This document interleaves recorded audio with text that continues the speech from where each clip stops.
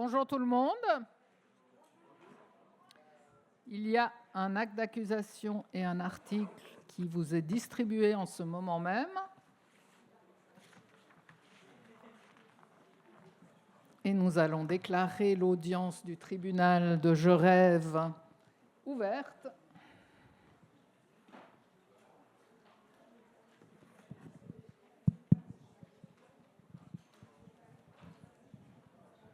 C'est distribué, c'est bon, Serge?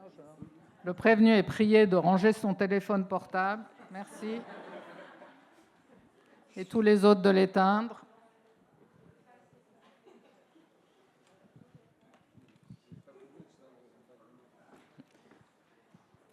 Bon, le tribunal constate la présence des prévenus. Vous êtes bien Monsieur Serge Michel, rédacteur en chef de Heidi.news. Heidi.news. Ouais. À côté de vous, Monsieur Antoine Harari, journaliste indépendant. Oui. Indépendant. Vous êtes tous deux représentés par Maître Olivier Peter. Bonjour Maître. Monsieur Reto Schilliger, le plaignant, n'est pas là. Maître Kinzer, peut-on savoir pourquoi? Je vous rappelle que vous avez excusé le prévenu qui n'a dès lors pas l'obligation d'assister à la présente audience, Madame la Présidente. Ah bon? C'est une bonne chose. Votre client maintient-il sa plainte tout de même? Oui, Madame la Présidente. Voilà. Donc nous allons avancer. Le ministère public renonce à être présent au débat. Il demande que vous soyez condamné pour diffamation et concurrence déloyale à des peines pécuniaires avec sursis ainsi qu'à une amende à titre de sanction immédiate. Avant de poursuivre, le tribunal vous annonce, grâce à son grand pouvoir du jour, qu'il entend ressusciter le jury populaire. Ce sera donc au public ici présent de rendre un verdict, en son âme et conscience, évidemment, après avoir écouté les débats et les magnifiques plaidoiries des parties. Des objections du côté des parties? Aucune objection. Voilà. Aucune. Bon, pour commencer, je vais vous résumer l'acte d'accusation, car vous n'auriez pas eu le temps de le lire. Le 10 avril 2025, Heidi News, sous vos deux signatures, a publié un article intitulé « Radié mais toujours en activité, enquête sur un psy sous influence ». Dans cet article, il vous est en substance reproché d'avoir dépeint le docteur Schilliger, donc le plaignant, comme un psychiatre expéditif, possiblement de mèche avec les assurances maladie pour réduire la durée des arrêts et éviter de lourds diagnostics. Vous l'avez aussi décrit comme un médecin peu scrupuleux dans sa prescription d'antidépresseurs, qui pratiquerait des tests sanguins douteux, voire même falsifiés. Il vous est aussi reproché d'avoir mis en doute la véracité des commentaires élogieux publiés à son sujet sur Google et rapporté un témoignage anonyme qui prête à ce docteur des pratiques typiques d'un profiteur mettant en danger ses patients par appât du gain. Par ailleurs, s'agissant du contexte général, précisons que le praticien spécialisé dans les troubles autistiques fait l'objet d'une procédure disciplinaire suite à plusieurs plaintes et que le médecin cantonal lui a retiré le droit de pratiquer à titre provisionnel. Un recours est pendant à ce sujet devant la Chambre administrative. Peut-on savoir où nous en sommes à ce sujet, Maître Kinzer? La cause est toujours instruite au fond et nous n'avons toujours pas de décision sur mesure provisionnelle. Toujours pas. Très bien. Nous allons commencer par quelques questions prévenues. J'en aurai peu. Monsieur Serge Michel, un élément clé de cette histoire est le rôle joué par les assurances. Pourtant, les articles en question ne disent rien à ce sujet. Avez-vous tenté de les joindre? Oui, ils n'ont pas souhaité répondre. Monsieur Harari? C'est sûr qu'on aurait aimé qu'elles collaborent, mais c'était pas possible. On les a contactées plusieurs fois et on n'a pas eu de réponse. Ça n'est pas précisé dans le corps du texte. C'est pour ça que je posais la question. Une autre question. Pourquoi est-ce qu'un psychiatre ferait abrégerait des traitements alors que finalement les faire durer lui serait théoriquement plus profitable? Parce que le plus profitable pour un psychiatre comme ça, c'est le mandat que lui confient les assurances. Et donc, il travaille pour les assurances et non pas pour ses patients. C'est ça qu'on lui reproche beaucoup. Les assurances, il multiplie les mandats qu'il reçoit des assurances. Ça lui permet d'assurer un chiffre d'affaires assez considérable. Vous avez décidé de publier le nom du docteur Schilliger malgré ses menaces de poursuite. Pourquoi? Parce qu'on pense que c'est d'intérêt public et que, en fait, dans le cours de notre enquête, où on a contacté vraiment beaucoup d'anciens patients, beaucoup de professionnels du milieu de la santé, on s'est rendu compte que certaines personnes s'étaient retrouvées à rendre visite à ce psychiatre sans savoir, en fait, toutes les plaintes et tous les problèmes dont il faisait l'objet. Donc on s'est dit que c'était très important de pouvoir prévenir et protéger une partie de la population, vu qu'il y a quand même eu des conséquences graves, notamment dans l'article on en parle, une tentative de suicide. Enfin voilà, c'est quelque chose où la protection de ces gens nous paraissait primordiale, de ces patients. Est-ce que vous pouvez nous dire comment vous avez démarré cette enquête? Comme souvent, en fait, par des plaintes, il y a plusieurs personnes qui sont venues nous voir en disant que ça faisait longtemps qu'ils avaient des problèmes avec ce médecin, et puis ils nous ont dit qu'il avait été suspendu, ce qu'à l'époque on ne savait pas. Et en fait, c'est un peu comme ça qu'on a commencé. On a recueilli toujours plus de témoignages. On s'est rendu compte que dans la profession, c'était un peu un secret de polichinelle et que tout le monde savait que ce médecin avait potentiellement des pratiques un peu discutable, mais que le public n'était pas informé. Donc on s'est dit que cette enquête avait un sens et devait justement venir protéger la population.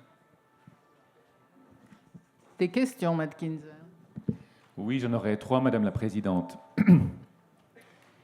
Messieurs, vous savez que l'article 173, chiffre 4 de l'article 173, prévoit que si l'auteur reconnaît la fausseté de ses allégations et les rétracte, le juge peut atténuer la peine ou renoncer à prononcer une peine. Mon client m'a donné pour instruction de vous poser la question, même si c'est peut-être une clause de style, mais enfin je vous la pose quand même. Est-ce qu'aujourd'hui, compte tenu du côté aléatoire des affirmations que vous avez rapportées et qui ont été mises à mon avis en évidence par les questions de Madame la Présidente, vous rétractez aujourd'hui la fausseté de vos allégations? Non. On maintient intégralement ce qu'on a publié. Sur question de la Présidente, pourquoi avoir publié le nom du médecin? Il me semble que vous vous êtes réfugié dans des généralités. Moi, j'aimerais prendre l'intérêt public que vous évoquez à la fin de votre article, où vous dites que la pratique consistant à ne pas communiquer les décisions du médecin cantonal soulève des questions de transparence. Et on peut effectivement se poser la question de la pertinence de laisser un médecin temporairement suspendu à Genève exercer ailleurs. Mais au fond, pourquoi est-il nécessaire, pour attirer l'attention du lectorat sur cette problématique, de publier le nom du médecin? N'est-ce pas tout autant efficace si l'on parle d'un médecin X, qu'on relate ce qu'il fait et qu'on soulève le problème? Je pense que vous avez raison. Ce n'est pas qu'un problème au niveau de ce que fait le médecin, c'est aussi un problème de la façon dont on communique et de la façon dont on prévient. Non, mais il a raison sur le fait que la... Désolé, Laissez répondre votre client, Maître Peter, il se débrouille très bien. Vous avez raison sur le fait que les autorités ont un rôle à jouer et qu'elles ont une responsabilité dans cette affaire. Mais ce n'est pas le seul but de cet article. Le but de cet article, c'était de montrer que, effectivement, on devrait tenir au courant la population. La population a le droit de savoir quand un médecin est suspendu, ou en tout cas les antécédents, et dans plein de pays, c'est le cas, hein, d'ailleurs il y a des registres.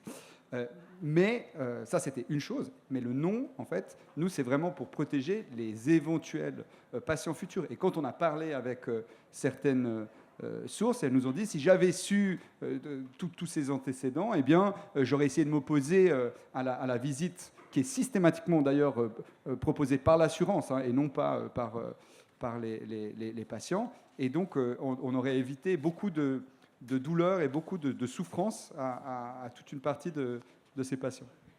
Et après, il y a un vrai problème en Suisse de différents cantons qui ne connaissent pas les décisions des autres. Et donc, vous pouvez être suspendu de pratique à Genève et puis tranquillement avoir des patients qui viennent vous voir dans le canton de Vaud.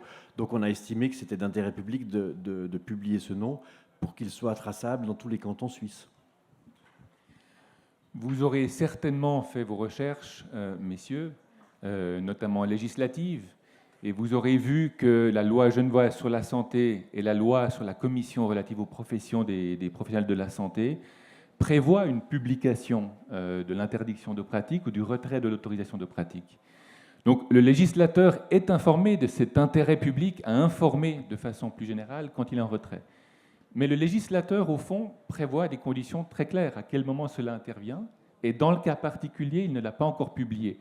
Au nom de quoi est-ce que vous préemptez cette décision-là ? Parce qu'entre-temps, des patients sont envoyés chez ce médecin par des assurances qui veulent raccourcir la couverture de l'arrêt de travail. J'ai une dernière question. Vous savez qu'il y a une procédure en cours pour savoir ce qu'il en est et pour savoir si ces plaintes sont fondées ou si elles sont téléguidées par des concurrents de mon client qui est un praticien reconnu et efficace. Pourquoi ne pas avoir attendu l'issue de cette procédure conduite par un juge qui a des moyens bien plus efficaces que vous pour instruire ? En fait, on a fait une enquête qui est une enquête dans les règles de l'art. Donc, on a non seulement toutes sortes de sources de patients, mais on a parlé à beaucoup de médecins. Et je tiens quand même à signaler que dans tous les médecins qu'on a contactés et praticiens, il n'y en a pas un qui avait des choses positives à dire sur votre client. En tout cas, sur cet aspect-là. Après, sur le fait qu'il a une formation scientifique et qu'il peut être un éminent spécialiste du domaine, ça oui. Mais ce qui était important pour nous, c'est que, en fait, comme dit Serge, il fallait protéger au plus vite les personnes qui éventuellement se retrouvaient là-bas. Et puis, on sait aussi que ces suspensions sont sujettes à recours. Donc, vous nous dites, oui, mais pourquoi est-ce que vous n'attendez pas la justice ? Mais potentiellement, ça va aller jusqu'au tribunal fédéral et on va attendre encore 2 ans, 2 ans et demi. Et en fait, c'est beaucoup trop long. 10 ans. Je n'ai plus de questions, Madame la Présidente. La défense a-t-elle des questions ? Quelques-unes. Il est courant dans ce genre de situation que les personnes averties de la publication d'un article adressent ce qu'on appelle des mesures provisionnelles, c'est-à-dire une censure préalable à la presse. Il n'en est pas fait état dans l'acte d'accusation. Est-ce que vous avez reçu une demande de mesure provisionnelle interdisant la publication d'articles ? Non, pas de mesure provisionnelle. Est-ce que le docteur Schilliger vous a adressé une demande de rectification ? Oui, que nous avons refusé. Est-ce qu'il vous a demandé d'exercer un droit de réponse ? Non. Est-ce qu'à votre connaissance, il a saisi le Conseil suisse de la presse ? Non plus. D'ailleurs, il ne peut pas forcément le faire puisque s'il dépose plainte pénale, il faut choisir entre le Conseil de la presse et une plainte. Donc entre le Conseil suisse de la presse et une plainte pénale, il a choisi la plainte pénale. Voilà. Et peut-être Antoine, avec un peu de distance de ce cas, quel est l'impact de ce type de plainte et de procédure sur ton travail ? Je pense que c'est clairement un frein et c'est pensé comme ça. C'est-à-dire que ce qu'on oublie souvent, c'est que même si on obtient gain de cause à la fin, c'est des longues procédures, c'est beaucoup de temps passé. Et puis, on a beau être sûr de notre travail, comme dans ce cas-là avec Serge, il y a toujours un aspect qui est désagréable quand on se retrouve devant la justice. Donc c'est vrai que je pense que c'est malheureusement souvent l'idée que, à force d'être traîné en justice ou d'avoir des plaintes, on va se dire peut-être que cet article ne vaut pas la peine ou le jeu n'en vaut pas la chandelle. Et donc c'est vrai que c'est des pressions qu'on reçoit souvent. Oui, il y a un risque d'autocensure très important dans voilà, parce qu'au fond, ID News, on a eu plusieurs procédures, on n'en a perdu aucune. On a juste perdu l'argent et le temps qu'il fallait pour gagner. C'est-à-dire qu'en fait, et parfois quand vous gagnez, le plaignant est condamné à payer les frais de justice, mais par exemple dans un des cas récents pour ID News, une complotiste qui nous accusait d'avoir dit qu'elle était antisémite, elle a été condamnée à payer les frais d'avocat de 23 000 francs et elle ne les paye toujours pas. Donc en fait, cet argent est à notre charge. Et franchement, quand vous lancez un média, vous imaginez plein de charges à prévoir, c'est-à-dire, je sais pas, il faut une connexion Internet, des tables, des lumières, etc. Enfin, vous prévoyez tout ce qu'il faut, bien sûr, des salaires généreux pour les pigistes et tout ça. Et néanmoins, vous oubliez peut-être qu'il faut une ligne dans le budget importante pour les frais de justice. Et voilà, je n'imaginais pas qu'on aurait autant de frais de justice que ça si on veut sortir des affaires qui comptent. Et je pense que c'est notre rôle de journaliste que de lutter contre... vous savez, en Suisse, il y avait le secret bancaire qui, en partie, a disparu, mais il reste énormément... C'est un pays qui a énormément d'autres secrets, et notamment le secret médical est souvent utilisé à tort et à travers pour justifier ce genre de choses. Donc on estimait que ça valait le jeu en valait la chandelle et qu'on n'allait pas diminuer la force de notre enquête au regard d'un risque de procès que nous avons aujourd'hui. Donc vous avez payé 23 000 francs pour publier une histoire vraie d'intérêt public. Voilà, et le salaire du pigiste est un peu inférieur à cette somme. Merci, je n'ai pas d'autres questions. Maître Kinzer, toujours rien? Enfin, vous ne voulez pas rebondir? Plus rien. D'accord. Nous sommes miraculeusement dans les temps. Donc, pas d'autres requêtes, d'instruction? Pas de demande d'instruction, Madame la Présidente. Pas d'incident à ce stade non plus. C'est la dernière chance. Pas d'incident. Alors, je clôt les débats et je passe la parole à Maître Kinzer pour une plaidoirie que vous avez annoncée autour de 10 à 15 minutes. Je vous prierai de ne pas dépasser pour une fois.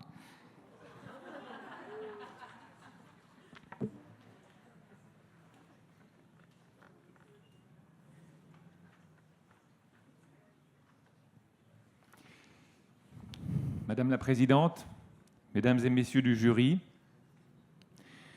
on ne peut pas sous-estimer, on ne peut pas surestimer l'importance de la fonction de journaliste pour nos sociétés démocratiques.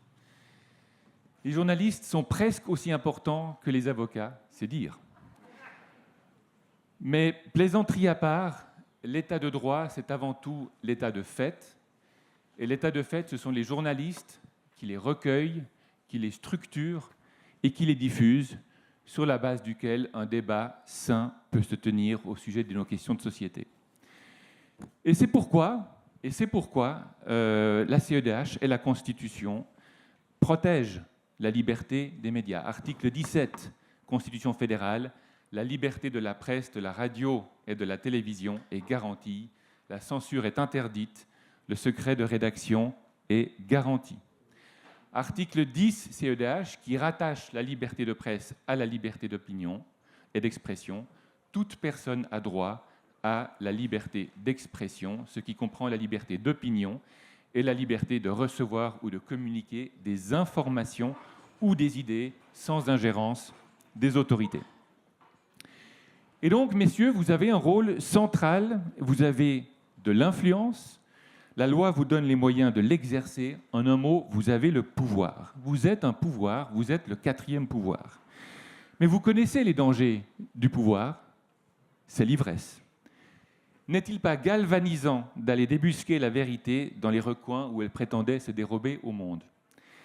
N'est-il pas enivrant de sentir presque physiquement l'opinion publique s'infléchir ou se retourner sous l'empire de révélations fondées sur une enquête rigoureuse et un éditorial bien argumenté? Le danger du pouvoir, c'est l'ivresse. Le danger de l'ivresse, c'est le déséquilibre, c'est l'altération du jugement, c'est la perte de sensibilité, c'est la désactivation des scrupules, c'est l'homme ivre qui, tout à sa joie sauvage, danse sans se rendre compte qu'il écrase un pied, qu'il renverse un verre et qu'il vexe son vis-à-vis parce qu'il ne lui laisse plus de place, ou alors il s'en rend compte, mais il s'en fout. Et j'ai trouvé ironique, messieurs, que vous colportiez l'avis de quelques confrères et concurrents de mon client, disant qu'il décide vite, tranche fort et tant pis pour les dégâts collatéraux, parce que c'est ce que vous avez fait. Vous avez décidé vite, trop vite, de publier, et tant pis pour les dégâts collatéraux, et vous l'avez fait par ivresse. Et c'est pour protéger la société parfois et les individus souvent contre les conséquences de ce phénomène d'ivresse que le Constituant et la Convention européenne des droits de l'homme encadrent cette liberté qui est la vôtre dans des limites juridiques et donc judiciaires. Vous savez, messieurs, vous appréhendez l'article 10 CEDH à la façon d'un adolescent mélomane qui a un 45 tours, vous verrez la métaphore qui trahit la génération X, et qui passe sans cesse sa chanson préférée qui se trouve sur la face A, c'est l'alinéa 1. Mais l'article 10 CEDH a aussi une face B, messieurs, et ça c'est l'alinéa 2, qui dit que l'exercice de ces libertés d'expression, d'opinion et d'information, comportant des devoirs et des responsabilités, peut être soumis à certaines formalités, conditions, restrictions ou sanctions prévues par la loi, qui constituent des mesures nécessaires dans une société démocratique, et notamment pour la protection de la réputation et des droits d'autrui. C'est l'article 10, alinéa 2 de la Convention européenne qui le dit. Et les droits des personnes, messieurs, c'est notamment celui de déployer une activité économique et de pouvoir se battre à armes égales avec ses concurrents. Et donc, c'est de façon parfaitement conforme à la CEDH que le tribunal fédéral a décidé que les journalistes, eux aussi, pouvaient se rendre coupables de diffamation. C'est l'ATF 104, 4 Romains 11. Et ils peuvent eux aussi se rendre coupables de concurrence déloyale, ATF 117, 4 Romains 193. C'est l'arrêt Bernina. Et j'allais presque dire qu'en matière de diffamation, le journaliste est un justiciable comme les autres. Mais vous savez que même ça n'est pas vrai. C'est un justiciable qui est mieux traité que les autres. ATF 104 Romains 4 Romains 11 notamment. Pourquoi ? Parce qu'il y a une tolérance par rapport au contenu. Le journaliste est autorisé à s'exprimer de façon critique, tranchée, voire provocante, plus que le citoyen lambda. Et puis, il y a une mansuétude des sanctions. En répondant aux questions complaisantes, bien sûr, de leur propre avocat, ces accusés, Madame la Présidente, Mesdames et Messieurs du jury, ont mis l'accent sur les conséquences d'une condamnation. Mais la Cour européenne des droits de l'homme, elle est consciente des conséquences. Et elle dit qu'il faut avoir une mansuétude particulière pour les sanctions, notamment aussi sur les dommages-intérêts, pour éviter justement ce chilling effect. Donc, vous voyez, Madame la Présidente, Mesdames et Messieurs du jury, mon client, il ne demande pas grand-chose. Il sait qu'il doit tolérer que la presse soit critique à son égard. Il ne vous demande même pas, messieurs, que vous vous absteniez de dire du mal de lui. Ce qu'il réclame, et ce qu'il réclame légitimement, c'est que vous vous laissiez en état de faire compétition loyalement, et surtout que vous ne salissiez pas son honneur, à savoir sa dignité. Laissez-moi illustrer cette distinction qui visiblement échappe à votre sensibilité, manifestement sous l'effet de l'ivresse. Vous avez notamment écrit, et c'est la lettre D de l'acte d'accusation, que le plus troublant concerne l'usage de tests sanguins et d'urine dits objectifs, effectués au sein même du cabinet de Dr Schilliger, pour évaluer l'état psychique des patients. Plusieurs psychiatres consultés par Heidi.news estiment que ces tests n'ont aucune validité clinique reconnue. Pensez-vous que ça fasse plaisir à mon client de lire dans un journal que des tests qu'il pratique et auxquels il croit n'auraient, selon d'autres praticiens, aucune valeur clinique reconnue? Bien sûr que ça ne lui plaît pas, mais il s'en accommode.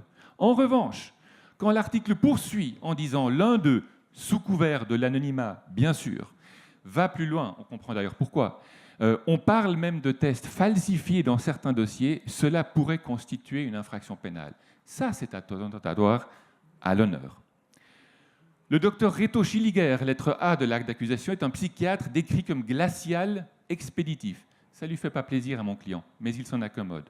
En revanche, quand on poursuit en disant qu'il est soupçonné de collaborer étroitement avec les assureurs pour réduire la durée des arrêts maladie, ça, il y a déjà un soupçon de mercenariat qui porte atteinte à l'honneur. Ce que plusieurs s'accordent à dénoncer, lettre E de l'acte d'accusation, c'est la proximité apparente entre le médecin et plusieurs compagnies d'assurance, et notamment la Luzerner Versicherung et Confianz, Reto Schilliger semble être devenu leur interlocuteur privilégié pour les cas douteux, burn-out peu visible, troubles dépressifs difficiles à objectiver. Rien à redire au niveau journalistique. En revanche, quand les journalistes continuent en disant « sa mission, en revanche, semble claire, conclure rapidement à une aptitude au travail ». Une mission confiée par qui ? Par les assureurs, bien sûr. Et donc, c'est jeter le soupçon sur mon client qui a fait le serment d'Hippocrate, d'avoir trahi le serment d'Hippocrate, d'avoir sali sa blouse en se vouant non pas au bien de ses patients, mais au portefeuille boursier des assurances. Et enfin, dernier élément, lettre H de l'acte d'accusation, les pratiques médicales de ce docteur sont typiques d'un profiteur, les patients sont mis en danger par son appât du gain, explique un autre psychologue de la place, lui aussi, aux surprises, sous couvert d'anonymat. Le médecin qui trahit les intérêts de ses patients pour faire plus d'argent, est-ce que ça n'est pas attentatoire à l'honneur ? Bien sûr que ça l'est. Et qu'est-ce qu'ils peuvent dire pour se défendre, ces messieurs ? Alors d'abord, ils pourraient dire que l'article n'affirme pas que le docteur Schilliger collabore avec les assurances. Il est soupçonné de le faire, au fond. Il ne dit pas qu'il a commis des infractions. On parle de tests falsifiés qui pourraient constituer une infraction pénale. Au fond, ces suppositions sont-elles véritablement diffamatoires ? Oui, elles le sont. C'est l'article 173, chiffre 1, alinéa 2 du Code pénal qui le dit. Propager un soupçon attentatoire à l'honneur est déjà diffamatoire. Et puis, autre ligne de défense, l'article dit « les témoignages se multiplient. Il y a des accusations graves. On fait état de témoignages, certes anonymes. » Alors au fond, il pourrait dire « moi, je ne dis pas que ces accusations sont vraies. Je parle juste de l'existence d'accusations. » Et ça, c'est vrai. Mais la jurisprudence est claire. Et j'adresse ici un avertissement solennel. Un journaliste ne peut pas se dédouaner de sa responsabilité journalistique et pénale pour un article qu'il a rédigé en citant les propos de tiers sur des points délicats. ATF 118, 4 Romains 153. Il y a éventuellement une impunissabilité si le journaliste, de façon visible, se distancie des accusations qu'il rapporte. Est-ce qu'il y a distanciation dans le cas d'espèce ? Lisez peut-être le titre de l'article qui, à mon avis, est l'indicateur de la tonalité adoptée. Radié, mais toujours en activité, enquête sur un psy sous influence. Peut-on dire de ces journalistes qu'ils se distancient des accusations de collaboration avec les assurances ? Et puis, il y a la preuve de la vérité. Alors cette preuve, évidemment, je viens de le dire, doit porter sur les faits eux-mêmes et non pas sur le fait que certaines personnes colportent ce type d'accusation. Tout ce qu'on a, et ces journalistes l'assument, c'est quelques plaintes, aucun élément objectif, aucune vérification auprès des assurances. Il y a même du hearsay, on parle même de quelques événements et de temps falsifiés. La bannière de votre publication, messieurs, c'est « Il est temps de raconter le monde ». Eh bien, la maxime qui semble vous avoir inspiré en l'espèce, c'est « Il est urgent de colporter des racontards ». Comment ces deux journalistes pouvaient-ils, de bonne foi, tenir pour vrai des accusations étayées par de simples mots, alors qu'une simple vérification leur aurait permis de constater que l'interdiction a été prononcée à titre de mesure provisionnelle, le temps d'une enquête qui est encore en cours et qui a précisément vocation à déterminer ce qu'il en est. Et je vous rappelle, messieurs, parce que c'est la Cour européenne des droits de l'homme dont votre conseil est un grand spécialiste qui le dit, la presse doit se fonder sur des faits d'autant plus précis et fiables que l'affirmation pèse lourd. ACEDH du 17 décembre 2004, dans une affaire contre le Portugal. Je passe, Madame la Présidente, dans l'intérêt de ne pas outrepasser ce temps de parole que vous m'avez généreusement concédé sur l'accusation de dénigrement et donc de concurrence déloyale. Ce fait-là étant de toute façon moins important pour mon client que les soupçons portés sur son honneur, parce que ça, c'est un soupçon porté sur son humanité. Avant de conclure à l'existence d'une infraction, il faut encore examiner la justification de l'intérêt public. L'intérêt public invoqué par les journalistes accusés, Madame la Présidente, Mesdames et Messieurs les jurys, il est double. D'une part, la pratique consistant à ne pas communiquer les décisions du médecin quand elle soulève des questions de transparence, et il y a cette problématique de l'entrave portée par le fédéralisme à la protection des patients, selon l'opinion défendue par les journalistes, à savoir qu'il est possible qu'un médecin interdit de pratique à Genève poursuive sa pratique dans le canton de Vaud, premier intérêt public. Et puis le deuxième intérêt public invoqué, et ils l'ont répété tout à l'heure sur question, il faut que d'éventuels patients puissent exercer un choix éclairé. Pour analyser ça, moi je vous propose de renverser la perspective, parce que traditionnellement on se pose la question de savoir si l'usage par l'État de son pouvoir répressif porte une atteinte injustifiée à la liberté des médias. Moi je vous propose de prendre au sérieux cette analyse des médias comme le quatrième pouvoir. Le pouvoir ici, c'est la presse. Et le sujet, l'objet de ce pouvoir, c'est l'individu. Et donc, il faut traiter le client, mon client, le docteur Reto Schilliger, comme un sujet de droit constitutionnel. Et ces droits constitutionnels, c'est évidemment le droit à la vie privée et le droit à l'honneur. Et il faut se demander si l'intérêt public invoqué par les détenteurs du pouvoir pour porter une atteinte à ces droits réellement justifie cette atteinte. Et là, permettez-moi, Madame la Présidente, Mesdames et Messieurs du jury, de faire une parenthèse de théorie juridique, parce que je pense que ça, c'est une des plus belles normes qui existent dans notre droit positif. C'est l'article 36 de la Constitution, et qui indique à quelles conditions un droit fondamental peut néanmoins être atteint, réduit, impacté. Il y a 3 conditions. La première, c'est l'intérêt public. La deuxième, c'est la base légale. Et la troisième, c'est la proportionnalité.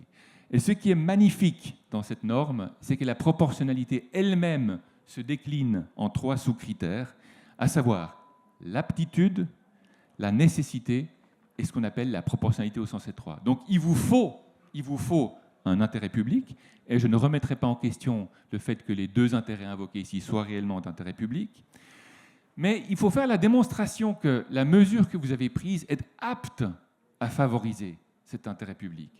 Et si vous avez fait la preuve qu'elle est apte à le favoriser, il faut faire la preuve qu'elle est nécessaire pour le favoriser. C'est-à-dire qu'on ne peut pas faire autre chose pour atteindre le même but. Et enfin, la proportionnalité au sens étroit, si j'ose dire, il faut encore que ça vaille le coup, à savoir que l'atteinte portée est justifiée par la mesure de la faveur à l'intérêt public. Alors, analysons un tout petit peu plus précisément ce dont il en est ici. La pratique consistant à permettre à un médecin interdit à Genève de continuer à pratiquer dans le canton de Vaud. Alors, est-ce que la révélation de ces faits est apte à atteindre cet intérêt public? Oui, parce que le lecteur, lorsqu'il dit ça, ça va le faire réfléchir et dire est-ce qu'il est normal, au fond, qu'il n'y ait pas une communication entre cantons et que ce qui est décidé à Genève n'ait pas d'effet dans le canton de Vaud, sachant que les patients et les problèmes psychiatriques ne sont pas si différents d'une ville à l'autre. D'accord, mais est-ce que c'est nécessaire? Et là, j'en viens à la question à laquelle j'estime ne pas avoir reçu de réponse satisfaisante sur cet intérêt-là. À mon avis, cette réflexion suscitée chez le lecteur serait exactement la même si on parlait d'un médecin X plutôt que de parler du médecin Schilliger. Oui, bien sûr, c'est plus savoureux de parler de quelqu'un. Ça donne un peu de couleur locale, mais en réalité, ça distrait de la problématique et ça concentre l'attention sur un individu plutôt que sur une cause. Deuxième intérêt public invoqué, c'est afin que d'éventuels patients puissent exercer un choix éclairé. Alors je vous rassure, messieurs, je vous confirme d'abord que grâce à vous, les patients vont effectivement devenir de plus en plus éventuels. Peut-être qu'il y a un intérêt public à faciliter un choix éclairé. Mais est-ce que véritablement votre article, messieurs, est apte à favoriser un choix éclairé aux patients? Vous avez une agrégation pêle-mêle d'avis non fondés, sans éléments objectifs, sans possibilité pour le lecteur d'évaluer qui a tort ou qui a raison. En réalité, vous n'éclairez rien du tout, vous créez la confusion, et votre article, à vrai dire, me fait penser à TripAdvisor, qui a déjà réellement été éclairé sur un hôtel sur TripAdvisor, dont les uns estiment qu'il est génial et l'autre estime qu'il est désastreux. Et puis, quand il y a du positif et du négatif, en réalité, on ne retient toujours que le négatif, principe de précaution. À partir du moment où on vous dit qu'un médecin agit par appât de gain et puis qu'il est de mèche avec les assurances, quel patient va encore se fier à lui, au motif que d'autres praticiens trouvent que c'est un académicien reconnu. Et puis, et là est encore un problème que je trouve beaucoup plus aigu, c'est la problématique de la nécessité. Votre intervention est-elle vraiment nécessaire pour favoriser un choix éclairé du médecin par les patients? Et là, j'aimerais citer à nouveau la Cour européenne des droits de l'homme, messieurs les accusés. Maître, je vous coupe une seconde, mais le temps commence à nous manquer. Eh bien, je vais directement passer à la conclusion de ce raisonnement. Je vous aurais prévenu. Vous m'avez prévenu, on m'avait d'ailleurs dit, on parlait de vous comme d'une présidente particulièrement stricte. Et je constate que dans ce cas particulier, les racontards ont un fond de vérité. Madame ayant chronométré votre intervention, elle pourra démontrer que... Messieurs, pour les médecins, il y a déjà un système étatique qui fait la balance entre l'intérêt du médecin à la présomption d'innocence et l'information publique. Et ces règles-là sont consignées dans la loi sur les médecins et qui dit à quel moment et à quelles conditions on le publie. Et vous court-circuitez tout simplement ce processus, cédant au fond à un mouvement social qui dit que toutes ces règles mises en place par l'État protectrice sont du coupage de cheveux en quatre, au fond inutiles et qu'il faut aller plus vite. Voilà, messieurs les accusés, je conclurai, cessez cette posture victimaire, rendez-vous compte de la mansuétude du système judiciaire à votre égard. Quand Marine Le Pen est condamnée, elle hurle au court-circuitage de la démocratie, alors qu'en réalité, il faut se demander si la décision est fondée en droit. Quand messieurs Harari et Michel sont accusés, on hurle au chilling effect et à l'effet dissuasif pour les médias. Ce n'est pas le procès de la presse aujourd'hui, ce n'est même pas le procès de deux journalistes, c'est le procès d'un article qui est inadmissible, et je vous invite à les déclarer coupables parce que aujourd'hui, c'est le docteur Reto Schilliger, mais demain, c'est peut-être vous. Je vous remercie, Madame la Présidente, Madame, Messieurs les juges. Merci.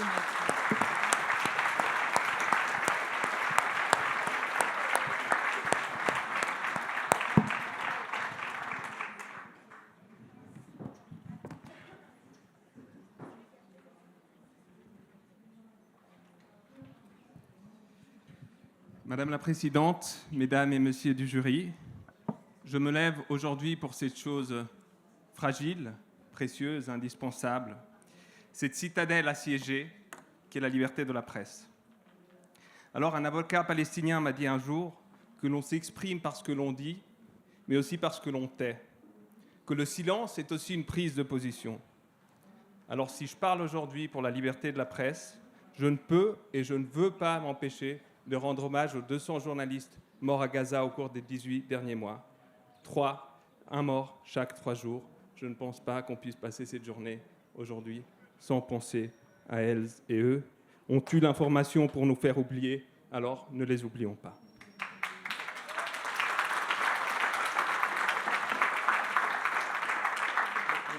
Je plaide pour la liberté de la presse, donc celle de Serge et d'Antoine, de dévoiler librement ce qu'ils voient et ce qu'ils découvrent, de le dire, de l'écrire, de le crier parfois, mais aussi notre liberté, celle du public, celle de pouvoir connaître ce qu'il se passe, les frasques des puissants, des oligarques, des traders, des politiciens, la liberté d'avoir accès à ces informations, d'y croire ou pas, et de forger notre propre opinion. Une liberté qui est le pilier de nombreux autres droits, la liberté de vote, la liberté d'opinion, la liberté de s'associer et la liberté de manifester, notamment. Sans presse libre, il n'y a pas de démocratie. Plaider pour Antoine et Serge aujourd'hui, c'est plaider finalement pour nous et pour nos droits. Alors à vous, public, je demanderai d'acquitter Antoine Harari et Serge Michel de cette accusation absurde et farfelue. Rappelons les faits, Antoine Harari et Serge Michel sont d'excellents journalistes. Ils bénéficient d'une réputation sérieuse pour leur travail d'enquête pointu et leur courage de s'attaquer à des situations complexes en dévoilant des scandales retentissants. C'est une réalité. Si ID News parle de certaines affaires et pas d'autres médias, c'est aussi parce qu'ils ont le courage de s'y attaquer. Le CV de Serge, c'est l'histoire de la presse romande et française, le journal de Genève, le Nouveau désormais ancien quotidien de Lausanne, l'Hebdo, le Bondi Blog, Le Monde, Le Temps, ID News, Cometa, c'est 36 ans de carrière. Antoine, t'es né quand Serge accouchait son premier article, et depuis, t'as suivi son chemin, avec tout autant de sérieux et de rigueur, en enquêtant sur la corruption, la criminalité en col blanc et les violations des droits humains. On vous reproche de déranger, de pousser parfois les limites. Georges Bernanos a dit « Il faut beaucoup d'indiscipline pour faire un peuple libre, alors il faut probablement tout autant d'indiscipline pour faire une presse libre. » En des dizaines d'années d'expérience combinée, jamais vous n'avez été condamné. Alors ces hommes honnêtes, journalistes renommés, sont accusés d'avoir révélé un scandale sanitaire majeur pouvant impacter des dizaines, voire des centaines de personnes vulnérables et handicapées. Enquêter de manière détaillée, en recoupant des dizaines de témoignages, donner la parole à plusieurs reprises à la personne visée, puis publier un article parfaitement équilibré, mettant en lumière les éléments recueillis, les critiques, mais aussi les éloges. Alors, cher jury, la question à laquelle on vous invite à répondre aujourd'hui, finalement, est simple. Doit-on punir des journalistes pour avoir fait leur travail ? Il s'agit d'un enjeu de liberté d'expression. Les grands principes ont été rappelés. Il faut une ingérence. Toute mesure qui limite la liberté d'expression constitue une ingérence. Une telle ingérence n'est justifiée que si elle repose sur une base légale précise et prévisible, répond à un intérêt public et surtout soit considérée nécessaire dans une société démocratique. On l'oublie souvent, alors je me permets de le rappeler, la liberté est la règle, la restriction, son exception. La liberté est la règle, la restriction, son exception. Qu'est-ce qu'une ingérence ? La Cour européenne a reconnu que prononcer une sanction contre des journalistes est une espèce de censure, sont les termes utilisés par la Cour, tendant à inciter la presse à s'abstenir d'exprimer des critiques. L'ouverture même d'une procédure pénale suffit à décourager les journalistes à traiter certains sujets sensibles.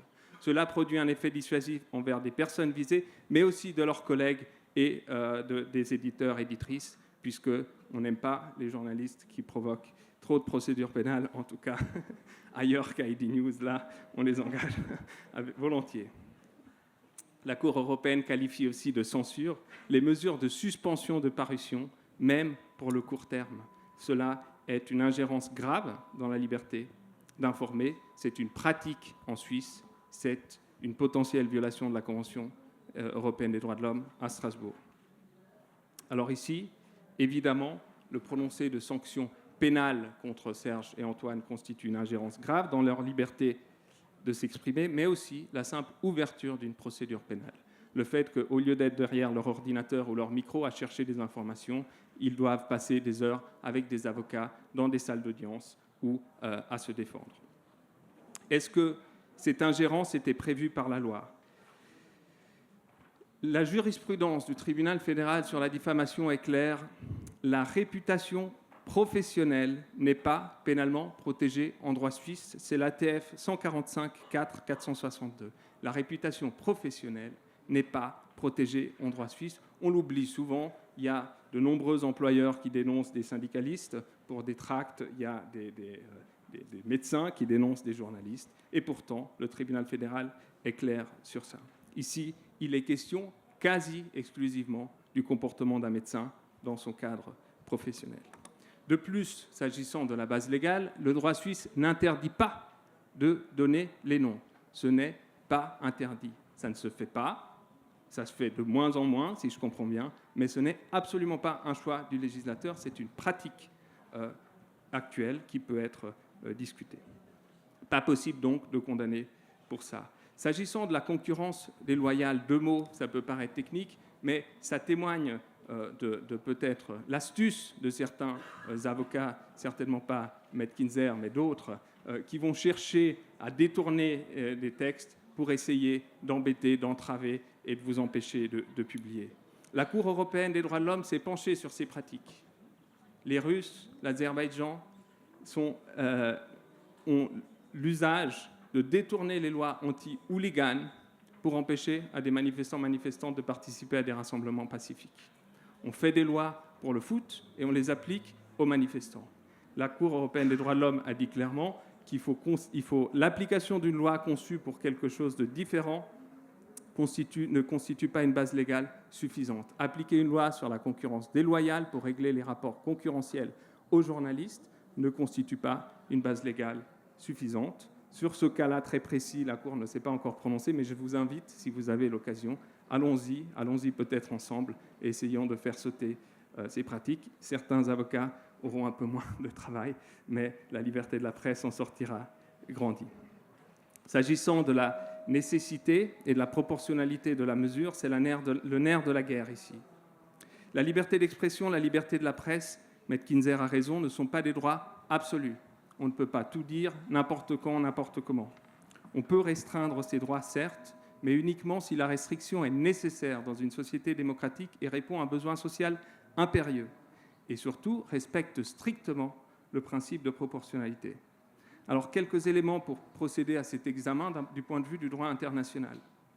On ne le dit pas assez, mais le Comité des droits de l'homme des Nations Unies a publié un commentaire relatif à la liberté d'expression, où il recommande expressément de dépénaliser la diffamation.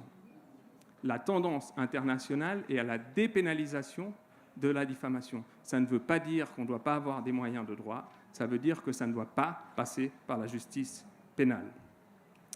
L'ONU dit c'est possible dans des cas exceptionnels, c'est-à-dire les cas les plus graves. Alors je pense qu'on n'est clairement pas dans cette situation ici. Deuxièmement, pour que ça soit un cas grave, il faut procéder à une pesée des intérêts. Il faut démontrer que la réputation de Reto Schilliger était bien plus gravement impactée que les intérêts des patients qu'on essaye de défendre. Ici, je rappelle, c'était juste la réputation professionnelle, et de l'autre côté de la balance, ce sont les droits de dizaines, centaines de personnes vulnérables. Il n'est pas question dans l'article d'un chirurgien esthétique qui ferait des erreurs alors qu'il opère des nez ou des lèvres. Il est question d'un médecin qui traite d'enfants autistes, de personnes atteintes de troubles bipolaires qui perdent leur travail ou sont internées dans des hôpitaux. Il s'agit de personnes en situation d'handicap dans des conditions de grande vulnérabilité. Or, selon un rapport du Conseil fédéral de 2023, les personnes handicapées sont un groupe surexposé à la violence. Les femmes et les hommes en situation de handicap sont exposés aux violences psychiques, physiques et sexuelles beaucoup plus que la moyenne et ont besoin de beaucoup plus de protection. Cette problématique est renforcée par des facteurs structurels tels que des inégalités dans les domaines du logement et du travail ou l'accès limité à la justice. On le constate aussi dans notre travail d'avocat, les personnes porteuses d'handicap, il est très très difficile de défendre leurs droits. La société n'est pas faite pour les entendre et la justice n'est pas faite pour les protéger, malheureusement. Alors, de quel côté penche la balance, la réputation professionnelle d'un médecin ou la protection de dizaines, centaines de patients et patientes vulnérables? La question me paraît rapidement répondue, mais la réponse vous appartient. Alors on vous dira oui, mais on est en Suisse, et en Suisse, la presse ne fait pas les noms.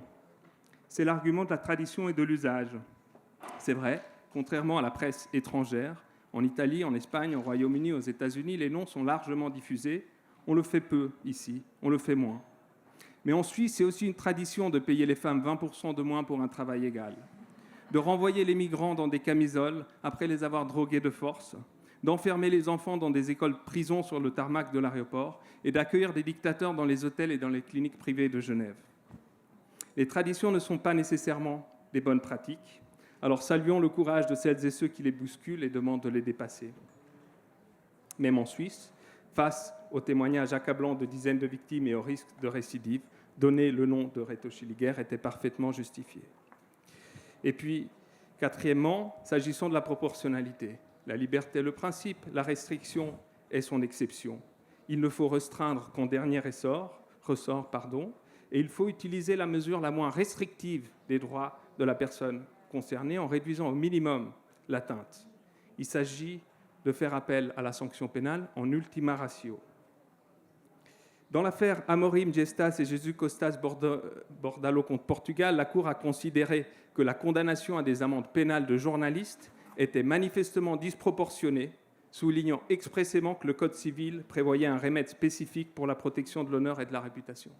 Lorsqu'il y a des voies civiles, l'usage de outils pénaux est disproportionné.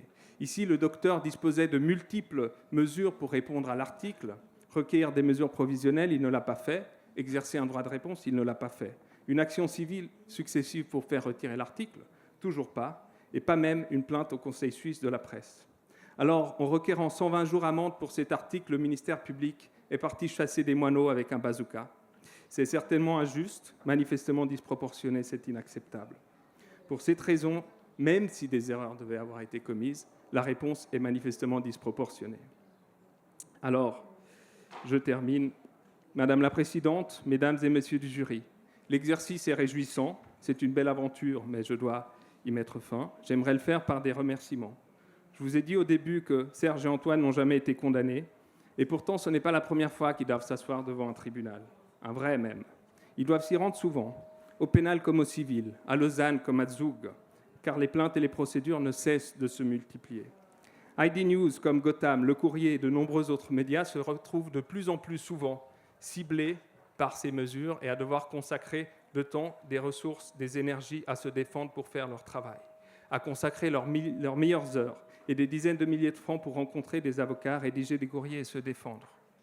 Dans un contexte où l'autorité publique et l'État est souvent là pour accuser, mais rarement et jamais là pour défendre, jamais là pour soutenir. L'État oublie son rôle de promotion et son obligation de mise en œuvre des droits humains, où les autorités ne protègent pas les journalistes, mais sont souvent complices de leur persécution.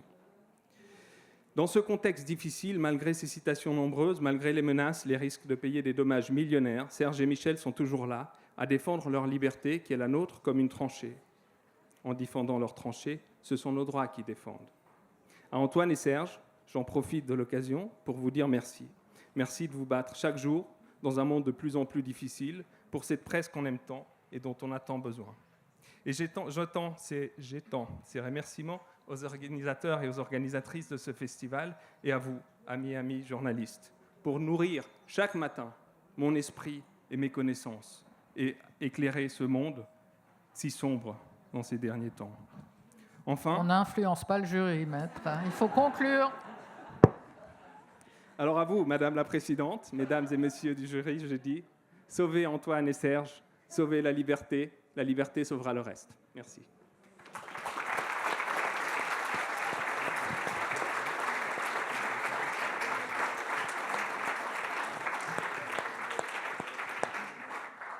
Vous avez évidemment la parole en dernier pour ajouter quelques mots aux paroles de vos avocats s'ils n'ont pas été déjà totalement complets dans leur plaidoirie.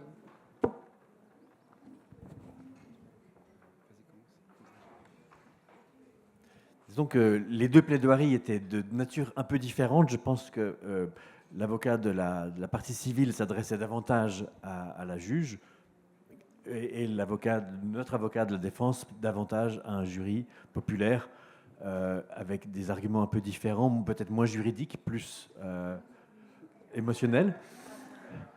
Néanmoins, je plaide bien sûr pour ne pas être condamné. Voilà. Oui, c'est ça que tu voulais faire. Non, moi je voulais juste répéter que malgré ce qui a été dit et entendu, en fait, cette enquête, elle était basée sur un travail journalistique très sérieux et qu'on n'a pas pris à la légère le fait de révéler le nom, mais que c'est vraiment quelque chose qu'après mûre réflexion, on s'est dit que ça avait un sens parce que ça faisait partie de notre devoir journalistique. Et je tiens aussi à préciser qu'on a eu des dizaines de sources et c'est des mois d'enquête. Merci. Je peux clore les débats ? Donc les débats sont clos.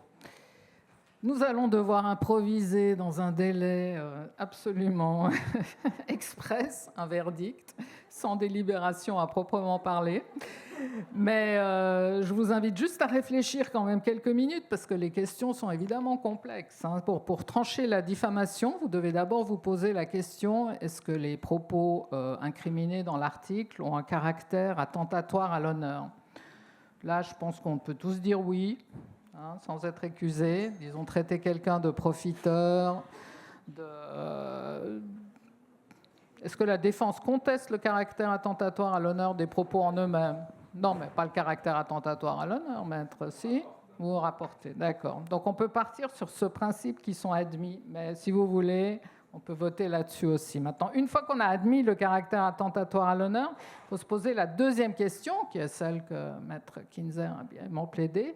Est-ce qu'il y avait un intérêt public à écrire cela à ce moment-là? Et là, vous avez entendu les deux plaidoiries qui sont évidemment en opposition l'une contre l'autre.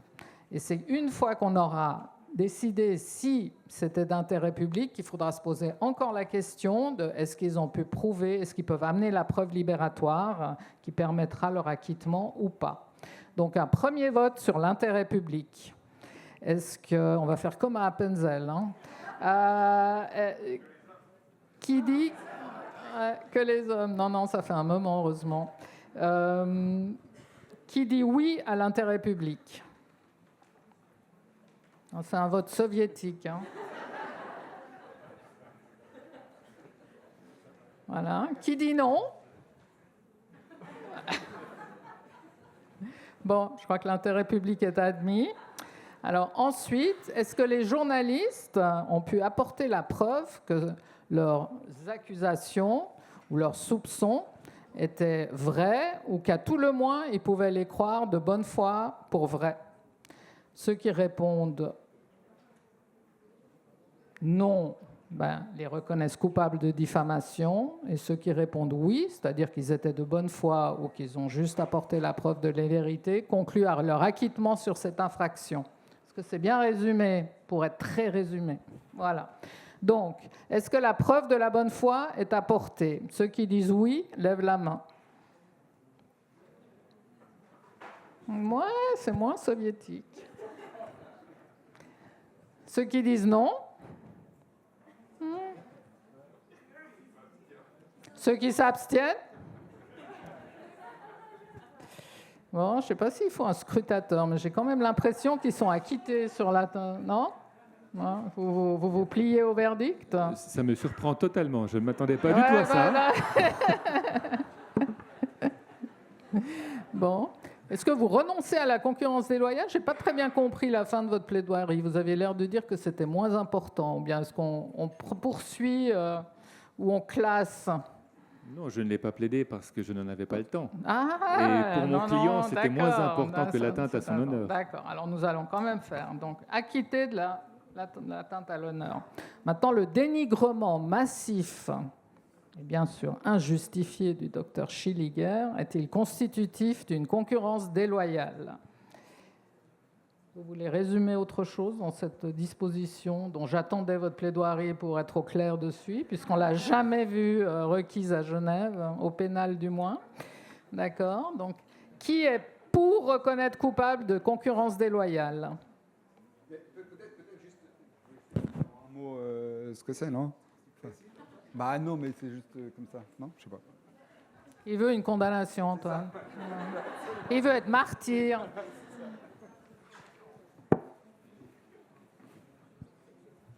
On vous laisse replaider, maître.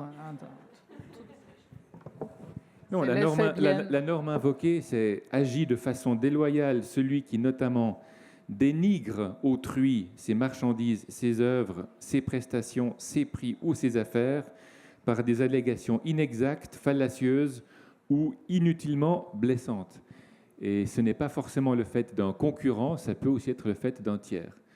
Et qui, de ce fait-là, entrave la personne visée dans sa possibilité de se battre loyalement contre ses concurrents.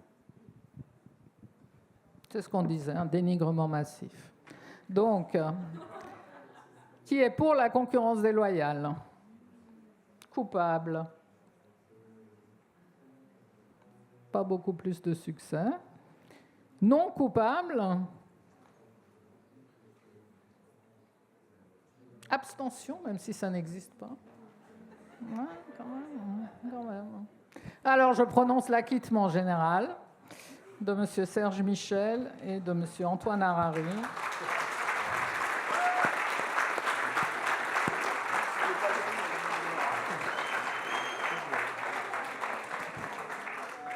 Vous serez libérés cette fois des frais de procédure aussi.